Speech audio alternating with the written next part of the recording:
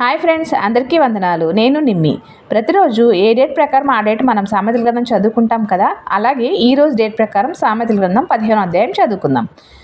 మృదువైన మాట క్రోధమును చల్లార్చును, నొప్పించు మాట కోపమును రేపును.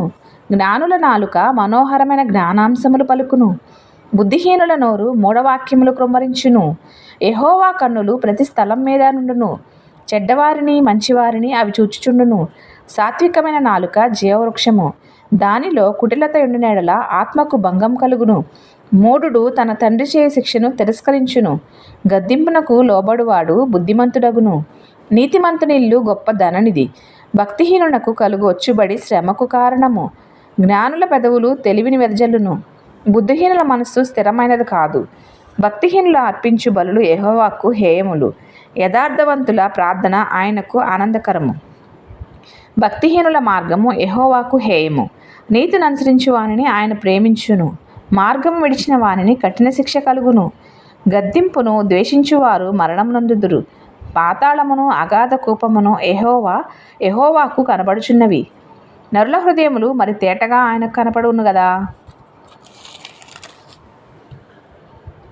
అపహాసకుడు తనను గద్దించు వారిని ప్రేమించడు, వాడు జ్ఞానుల యొద్దకు వెళ్ళడు. సంతోష హృదయము ముఖమునకు తేటనిచ్చును, మనోదుఃఖం వలన ఆత్మ నలిగిపోవును.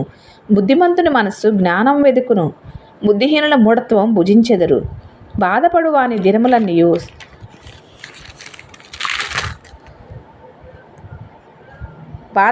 దినములన్నీ శ్రమకర్ములు.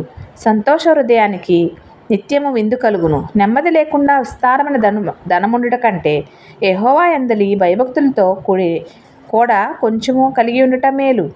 పగవాని ఇంట క్రొవ్వెన ఎద్దు మాంసం తినుట కంటే ప్రేమగల చోట ఆకుకూరల భోజనం తినుట మేలు. కోపద్రేకి అగువాడు కలహమును రేపును, దీర్ఘశాంతులు వివాదం నంచివేయును. సోమరి మార్గము ముళ్ళకంచె, యథార్థవంతుల త్రోవ రాజమార్గము. జ్ఞానము గల కుమారుడు తండ్రిని సంతోషపెట్టును, బుద్ధిహీనుడు తన తల్లిని తిరస్కరించును. బుద్ధి లేని వానికి మూఢత సంతోషకరము, వివేకము గలవాడు చక్కగా ప్రవర్తించును. ఆలోచన చెప్పువారు లేని చోట ఉద్దేశములు వ్యర్థమగును, ఆలోచన చెప్పువారు బహుమంది ఉన్న ఎడల ఉద్దేశములు దృఢపడును. సరిగా ప్రత్యుత్తరమిచ్చువానికి దానివలన సంతోషం పుట్టును.